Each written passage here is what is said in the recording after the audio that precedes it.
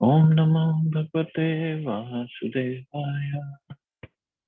Narayanam Namaskritya Naram Chaiva Narottam Devim Saraswatim Vyasam Tato Jayamudire Ashtapram Shavadreshu Nityam Bhagavata Sevaya Bhagavati Uttam Shloke Bhaktir Bhavati Naistike.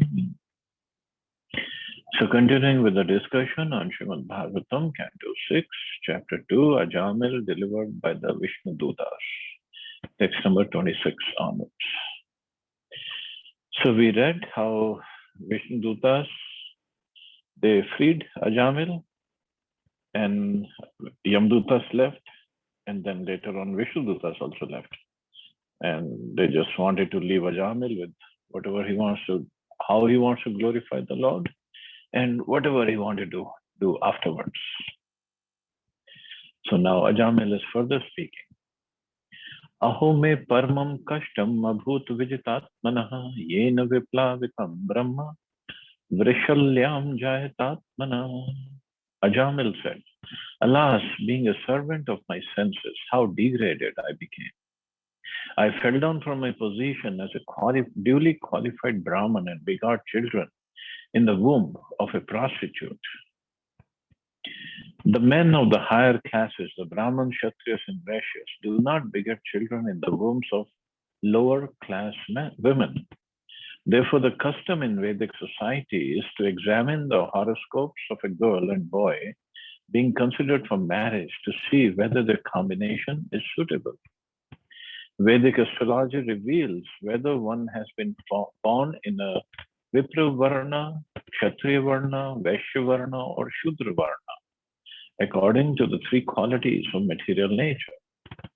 This must be examined because a marriage between a boy of the Vipra Varna and the girl of the Shudra Varna is incompatible. Married life would be miserable for both husband and wife. Consequently, a boy should marry a girl of the same category. Of course, this is Traigunya, a material calculation according to the Vedas. But if the boy and girl are devotees, there need be no such considerations. A devotee is transcendental, and therefore, in a marriage between devotees, the boy and girl form a very happy combination. So Vedic astrology reveals whether one has been born in the Vipra Varna, Kshatriya Varna, Vaishya, or Shudra Varna. So like in Bhagavad Gita, Krishna said, Chatur Varnayam Maya Sishtam Guna Karma Vibhagasha. So this is a gun. If somebody is born with those kind of qualities, now karma can further decide, but the qualities are there. And and that's why Prabhupada is saying a boy of a higher varna, not caste. Caste is different. We're talking varna, the varnashram system. Boy of a higher varna should not marry a girl of a lower varna. Other way it is okay. Boy of a lower varna can marry a girl of a higher varna. Otherwise, there could be problems. That's the issue. But as Prabhupada said, a devotee is transcendental, and therefore, in a marriage between devotees, the boy and girl form a very happy combination.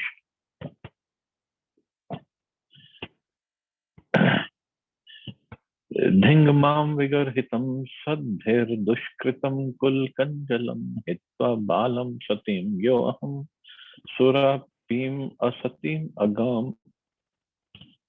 Alas, how all condemnation upon me. I acted so sinfully that I degraded family tradition. Indeed, I gave up my chaste and beautiful young wife to have sexual intercourse with a fallen prostitute accustomed to drinking wine. All condemnation upon me.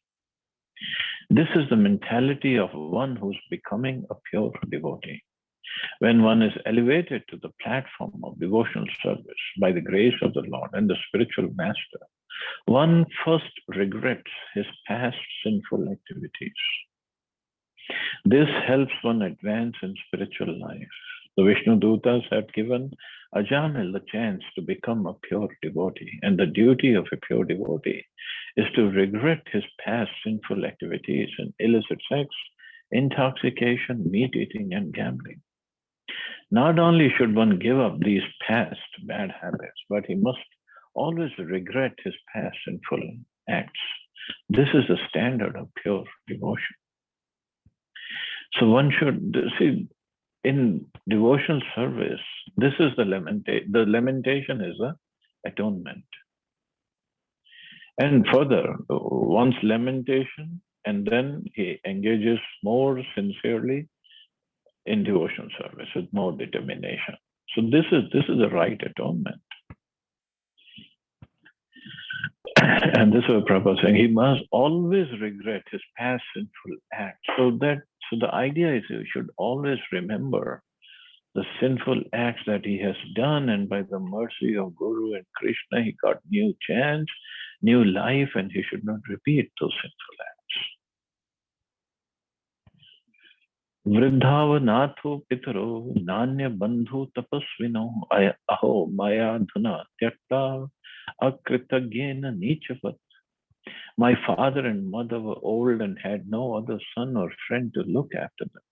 Because I did not take care of them, they lived with great difficulty. Alas, like an abominable lower class man, I ungratefully left them in that condition. According to Vedic civilization, everyone has a responsibility for taking care of Brahmins, old men, women, children, and cows. This is the duty of everyone, especially an upper class person. Because of his association with the prostitute, Ajamil abandoned all his duties. Regretting this, Ajamil now considered himself quite fallen.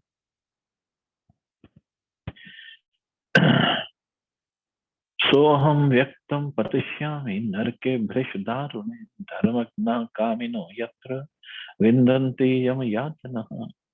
It is now clear that as a consequence of such activities, a sinful person like me must be thrown into hellish conditions meant for those who have broken religious principles and must there suffer extreme miseries.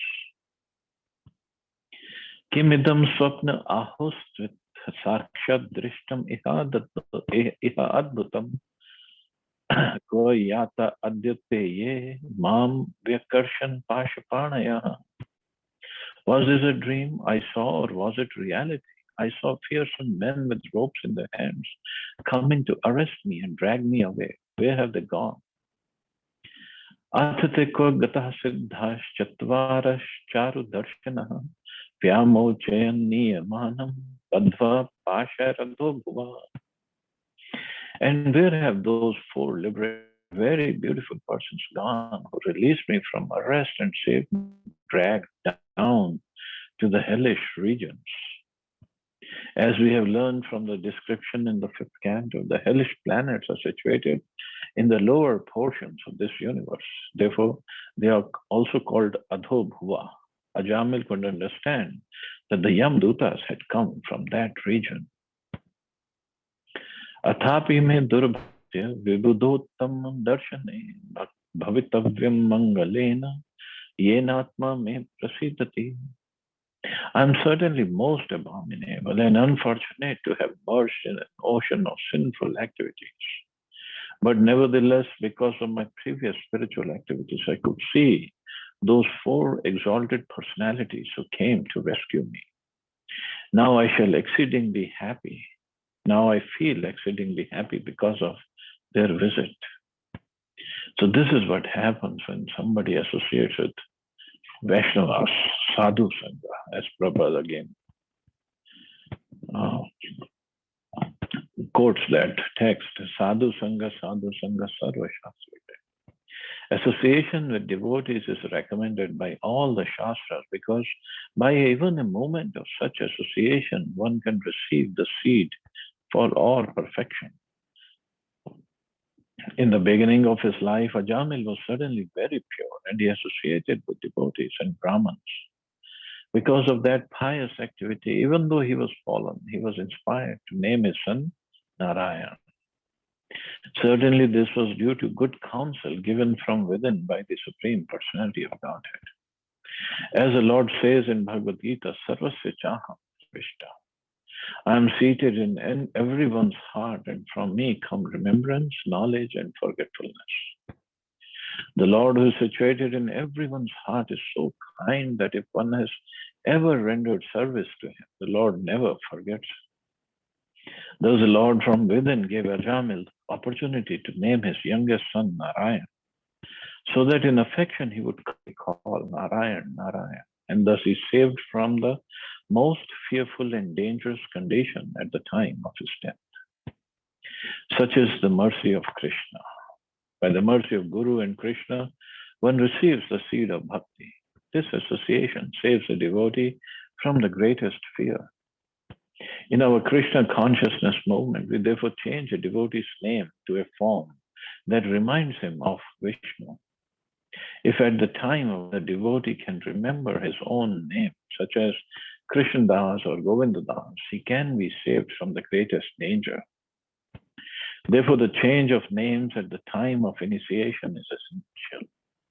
The Krishna consciousness movement is so meticulous that it gives one a good opportunity to remember Krishna somehow or other. So this is what he was lamenting, that because of my some previous spiritual activity, I could see those Vaishnavas, and now I feel exceedingly happy because they saved me. And Prabhupada, in the purport, he says, by the mercy of the service that he had done to Lord and Lord's mercy upon him, and he was inspired to name his son Narayan. And because of his constantly chanting Narayan, Narayan, although he was calling his own son, but it was just registered that he is chanting the holy names of the Lord. And Prabhupada mentions that, so that's why in our movement, we change a devotee's name to a form that reminds him of Vishnu. So especially the names which are non-devotional to begin with. So it's very good to change them to devotee's name or to that reminds everybody of the Supreme Lord. But our problem is, even with the devotee's name, because either we are too lazy or we don't understand the value of it, we even shorten those names. We even make them acronyms and then call devotees like that. So instead of calling like beautiful names are given, like Brajendra Nandan Prabhu, although it's a long name, but still the idea is to say the whole full name so we get benefited. But we tend to call him VN Prabhu. VN is not going to help anybody.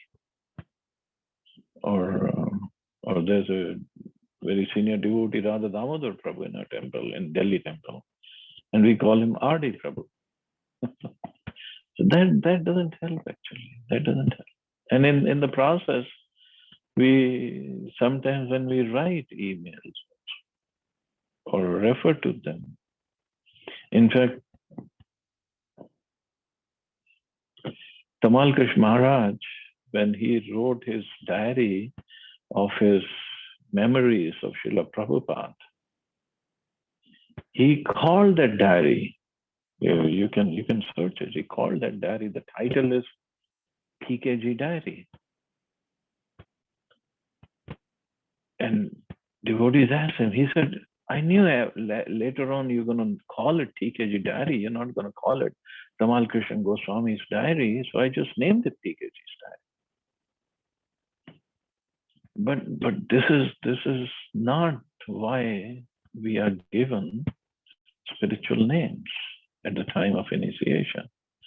So idea is we should be able to remember the Lord by chanting those names. Anyatha mriyamanasya nashucher vrishti pateh Vaikunthanam Grihanam Diva Vaktum Iharati. Were it not for my past devotional service, how could I, a most unclean keeper of a prostitute, have gotten an opportunity to chant the holy name of Vaikuntapati when I was just ready to die? Certainly it could not have been possible. The name Vaikuntapati, which means a master of the spiritual world, is non-different from the name Vaikuntha. Ajamil, who was now a realized soul, could understand that because of his past spiritual activities and devotional service, he had gotten this opportunity to chant the holy name of Vaikuntapati in his horrible condition at the time of death. Kvam chaham kitvaha papo brahmagno nirapatrapaha kvacha narayane tatye etad bhagwan nam mangalam. Ajamil continued, I am a shameless cheater who has killed his Brahminical culture. Indeed, I am sin personified. Where am I in comparison to the all auspicious chanting of the holy name of Lord Narayan? Those engaged in broadcasting the holy name of Narayan Krishna through the Krishna consciousness movement should always consider what our position was before we came and what it is now. We had fallen into abominable lives as meat eaters, drunkards, and women hunters who performed all kinds of sinful activities. But now we have been given the opportunity to chant the Hare Krishna mantra. Therefore, we should always appreciate this opportunity. By the grace of the Lord, we are opening many branches, and we should use this good fortune to chant the holy name of the Lord and serve the Supreme Personality of Godhead directly. We must be conscious of the difference between our present and past conditions and should always be very careful not to fall from the most exalted life.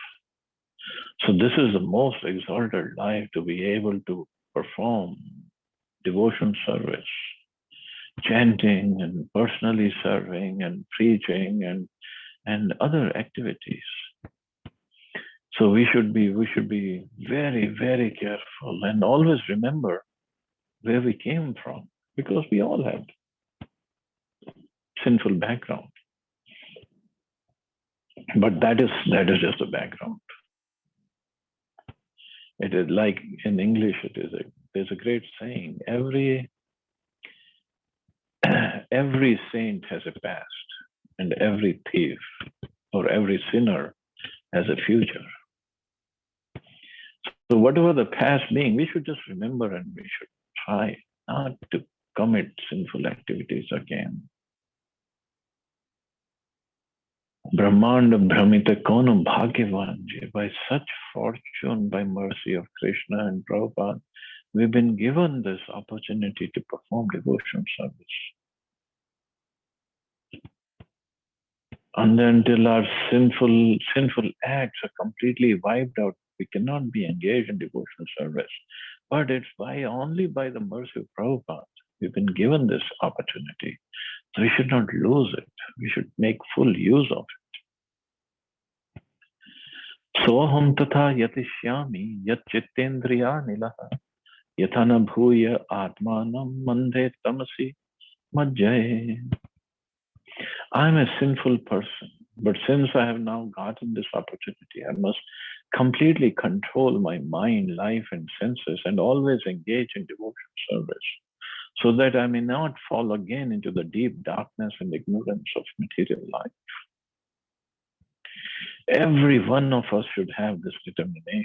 We have been elevated to an exalted position by the mercy of Krishna and the spiritual master. And if we remember that this is a great opportunity and pray to Krishna that we will not fall again, our lives will be successful.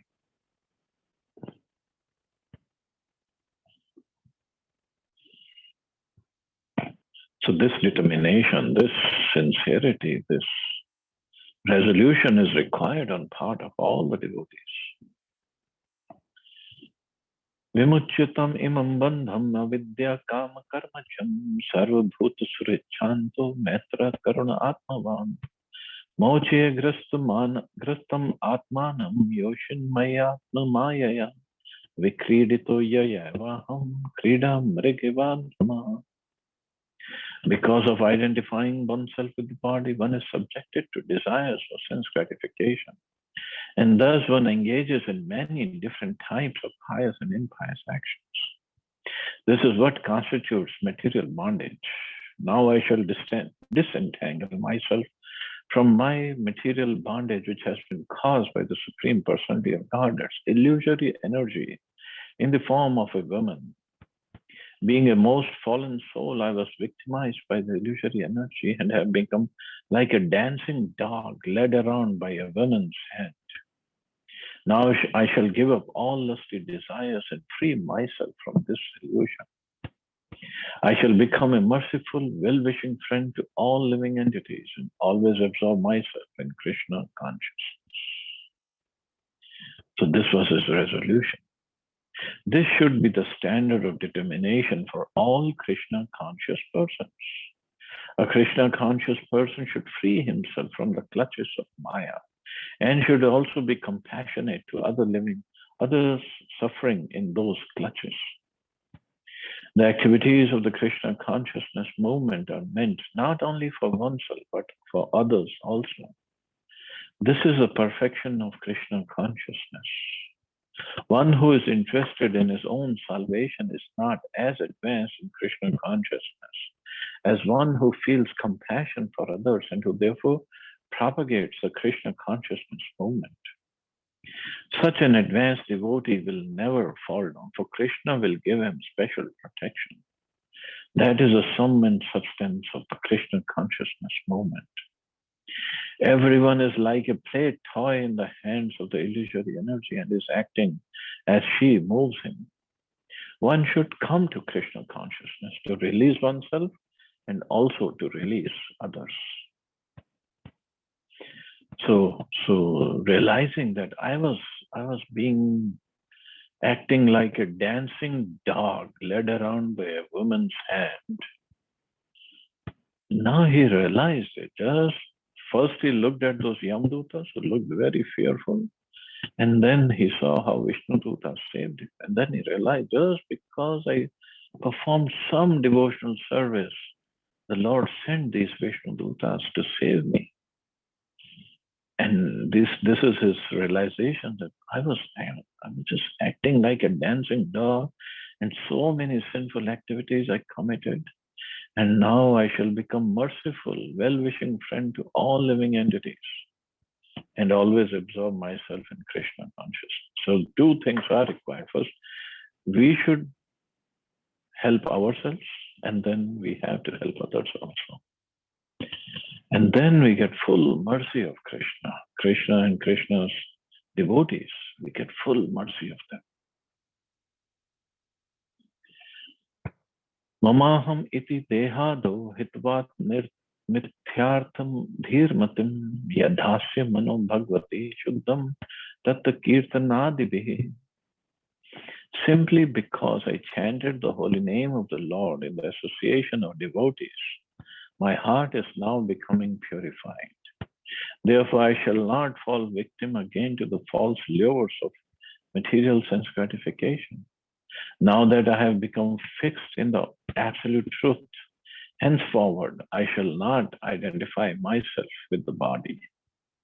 I shall give up false conceptions of I and mine and fix my mind on the lotus feet of Krishna.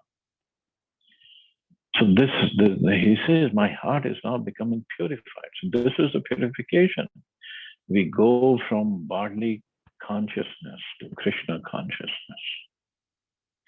How a living entity becomes a victim of the material condition is lucidly explained in this verse. Lucidly means clearly explained. The beginning is to misidentify the body as one's self. Therefore, Bhagavad Gita begins with the spiritual instruction that one is not the body, but is within the body.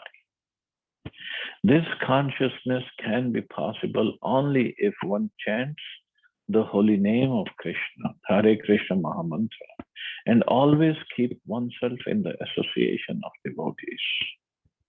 This is the secret of success.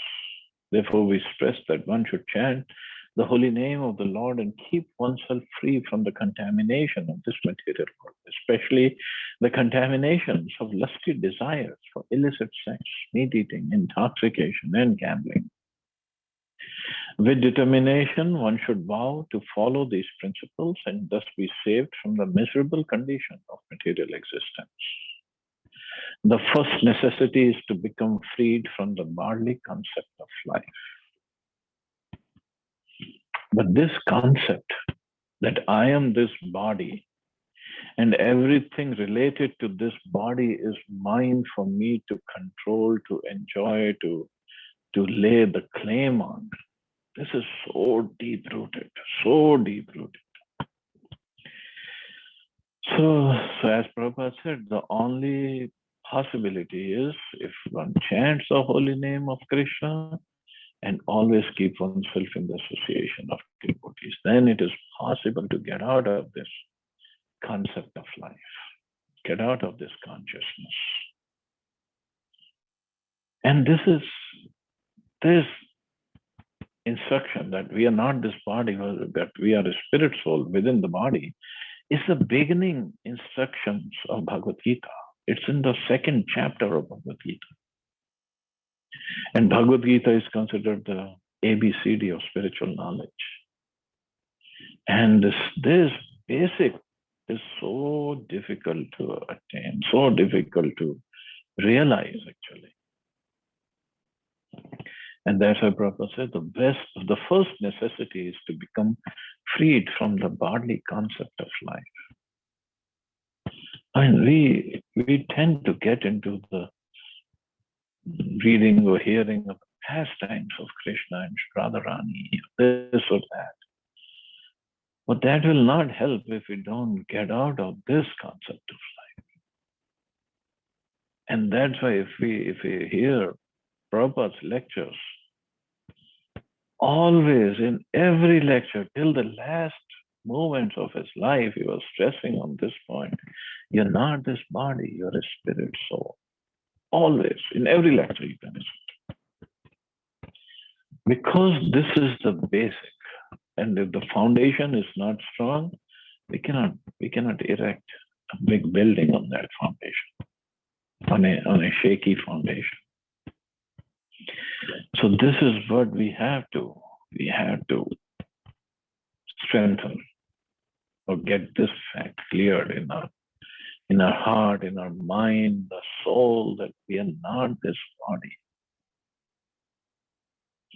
So our activities, our thought process, our dealings, everything will come on the level of soul, not the body.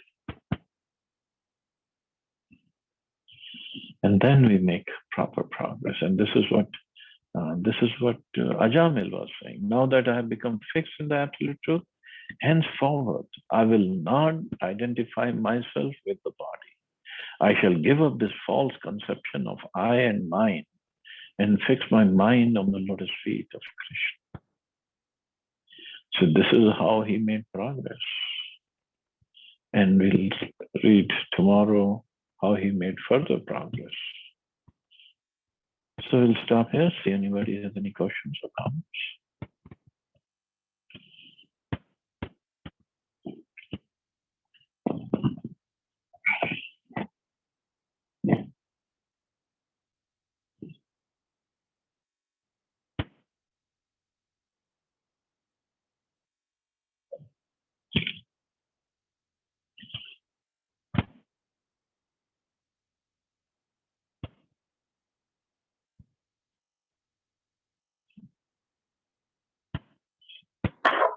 Okay, so you all have a safe and wonderful day. Hare Krishna. Jai Shri Hare Krishna, Prabhuji. Krishna.